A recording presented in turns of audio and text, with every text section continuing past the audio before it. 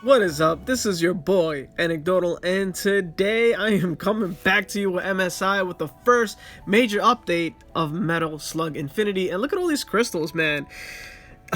You gotta miss this about that new game smell when they just gift you all of these things. Now, EF has something similar to this where they just give away stuff for whatever level you reach, but most of that means nothing because I have a veteran account in EF. You know, I got like, what, maybe 1 or 2 years in on that. Here, like a week or two, you know, just not a long amount of time, but I've definitely grinded my way up and I am a top 50 player here, man. It feels good to be ranked.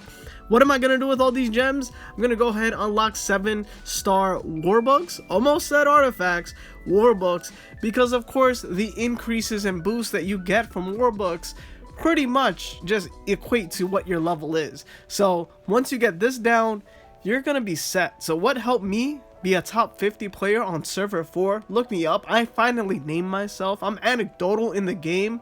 Before I was just whatever that code, that weird auto name that they give you. That was me. I was that when I was in the top 100. But now, man, top 50. Had to put my name on it. Put the stamp of my name on it and go ahead and up all of my warbooks. Now, crazy enough, this video is coming out pretty late, so what I have done is I've maxed out one of my 7-star artifacts, or I said it, I said artifacts. So I maxed out one of my warbooks all the way up to 80 because that's what the new max level is. And here I'm trying out some of these new stages. Pro tip, I wasn't really doing this before, but of course every single one of the raids or dungeons that you enter has a weakness. Since this guy is an alien, the best thing for me to do is to stack up on red army people. Obviously my roster really isn't very developed. I just started playing, so did everyone else, but if you do have strong red army players, go in there and you can destroy it. Another pro tip though, the way I'm able to 3-star all of these stages now, not in this video, but in the future Anecdotal here, just probably a couple of days afterwards, I went ahead and I unlocked a character named Madoka. Now, Madoka, or however you say her name, is just a straight up support character. She's pretty cool though. She does give, battle speed at a certain percentage, and then one of the skills just ups your attack, so it's good to have her on your stage running team. But also when she's on your team, she increases your attack and your crit, which is crazy. So with that additional buff of her skill increasing your own attack and crit, I was able to go ahead and beat all of the dungeons at 3 stars, except for the very last dungeon, which we will get to soon enough. But once this update just came out, this is me playing it, and I had no struggle with it at all, at least for the first stage. That last stage really was pretty difficult because they added 2 stages. I love the update. You can now get 1, 2, or 3 stars after finishing it. 1 star just means you completed it, and therefore you can now auto-complete it and you will get the materials. If you 2-star it, you did it, I believe it's under 60 seconds or 100, I'm not sure, and 3 stars is under 40 seconds, which you can just go ahead and look at the timer, the time limit on the bottom left, and you can see it, and you can go ahead and retreat and try again, retreat and try again, if you see that you're really close to getting a 3-star or a 2-star, whichever one you're more close to getting, because that small percentage will help. Also, it's worth saying that I have been able to at least 1-star one of the final stages, but only 2-star the one before. So it's always worth it to just do the higher stage. Even if you get that 50% bonus, if you add it up, you still get a little bit more if you could even just 1-star a stage later. So sometimes one of the bosses, like the spherical one, is on air, so if your troops can't hit air, but you can go ahead and beat the one with long legs, which maybe is not air, I don't know. If you somehow have an easier time doing it and you can beat it, it's always worth doing it. Now, about setup, it's totally different than stage running. For PvP and for dungeons, you want to go ahead and you want to have tanks in front. So these fat people, I think Fat Tarma, no offense to those guys, and this guy with a shield, they are tanks. and then everyone else I just have shooters. It's really hard for me to tell who's a support unit. You really got to go back and look at skills. The only one of real importance to me is Madoka, which is, I mentioned her before, which increases your attack. So if you want to be able to beat something at a certain time limit, if you just get everybody stronger, takes less attacks, you'll definitely hit that time requirement. So make sure to go ahead and do that. Also, if you can go ahead and pair your slugs, which are the tanks or whatever vehicles you have in the game, with the correct type of unit, you'll be good. So obviously only physical units can use physical slugs, and fire units could use, or troops could use fire slugs, and electricity, and you know, all of that is there. But some slugs are meant to be tanks based on their stats. You just look at their defense and HP. Others are meant to be attacking slugs. So you just look at it and try to pair them up, and also try to pair them up based on what they are. I don't know if that one matters as much, but it has to be helpful. It's definitely helpful for stage running. So if you have a physical shooter, you want to make sure that your slug is also of that same type or alliance, and you'll be good. So here I am going ahead and trying to get lucky with slugs. Slugs, man, the RNG is crazy. If you have regular slugs, and this is what I do, I just get any random one, try to make it physical, and just upgrade all of them up. And what I do is, you know, just pray for something good. The percentages of you getting a rare are like 90%. If they're all just plain 5-star. The percent for getting an SR is 9%, and then SSR is right there at 1%. So 90, then 9, then 1%. So your chances of getting an SSR are pretty much 0. It's at 1 out of 100 tries. If only I've documented that I did 100 to see if I'd ever actually get an SSR, but it takes so much buildup to get a slug to 5-star, and then get 3 of the same kind of 5-star slugs to get an SSR. Like, it's impossible. So what I'm gonna do is, since I have 3 of the exact same looking SSRs, I'm gonna go ahead and make them stronger by adding them up. Yeah, one is electricity, but I don't use electricity like this. It's not one of my main guys. My main damage dealer is physical, so unless it's physical, I really don't care. We're gonna go ahead, put them together, and hopefully they can be of some help for me later. Now this is pretty cool. You might see that you can't do it.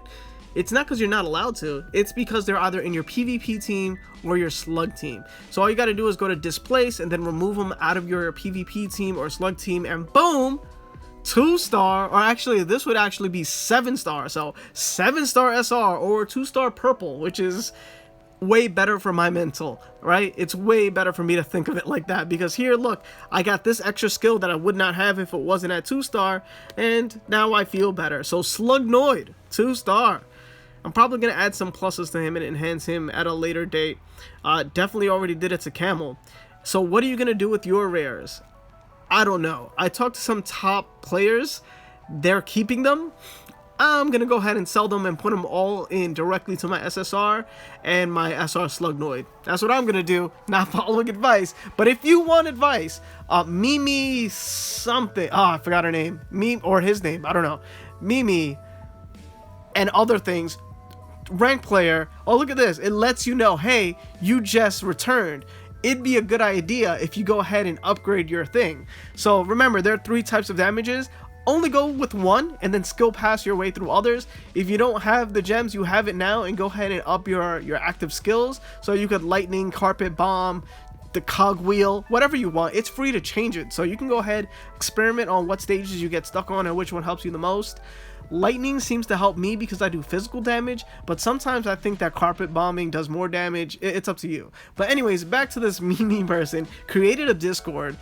Definitely join it. Whole lot of top players from MSI are in there. A lot of old heads from EF that either quit because it became too grindy for them, or they just wasn't feeling it anymore. And now MSI is this cool new game that you can play sideways, and not in portrait mode but landscape mode, and it looks better. Now a lot of the quality of life features are missing, especially for upgrading troops. We need an upgrade all for troops. it's really annoying having to hold each one of those troops, especially when you have enough gold to just increase everybody. But this new upgrade where we can now finally click complete now and collect everything for slugs, when we fight slugs, for farming, for material, for war books, for our own farming of our own troops, we can complete those things now as well. And the only thing that you can't auto is PvP, which understandably you do need to tap to like attack when you lose, when your slug's about to blow up. So there's that. But why can't they just auto that? Why do we need to tap it? I don't know, man. I don't feel like there's a lot of strategy and timing when you tap to particularly slide through something. I don't know. But that could also be autoed. But hey, PvP isn't autoed for EF either, so I'm not holding my breath for this one. And it does matter. We'll talk about strategies for PvP. Also, new thing, we can just watch ads and we get an extra tickets. 3 tickets. Now, I thought when it said X1, I thought that I could do it 3 times and it would be 3 and we get 9 tickets for each.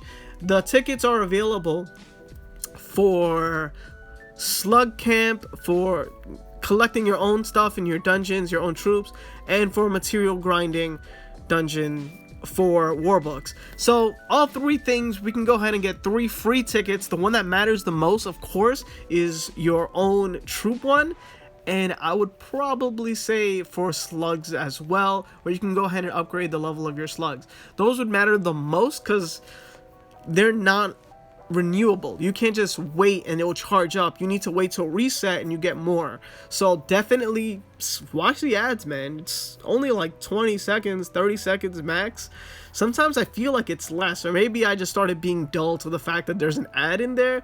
But watch it. I watched it and just skip by it. I don't want to show you an ad. You don't need to see it. But hey, you know that it's there now. Now, if you can't find it, it is shown in the shop under buffs. It's all the way in the end. I'll show you later in the video as I keep going. Man, am I stuck on this stage? 4150? Oh, so there I would need to skill pass my way. What some people are doing, they're pausing the game by clicking on return and then they're doing it. I don't know if it's like, it's basically what auto skill pushing is now for EF. It's what people used to do. They used to click on revive or return and then click off of it, use their skills to do it. So here's PvP. PvP is exactly the same way. I don't know what the greatest strategy for defense is, but for offense, you just look at what their best attackers are, and then you make those your tanks. So these are the rock, paper, scissors of this game. It is regular army can beat red army can beat another world, and another world can beat regular army. So that's a little circle that they have. So if you see that they have a lot of army looking people, that's the red army. And the ones that beat that are the regular army, which just looks like regular people fighting.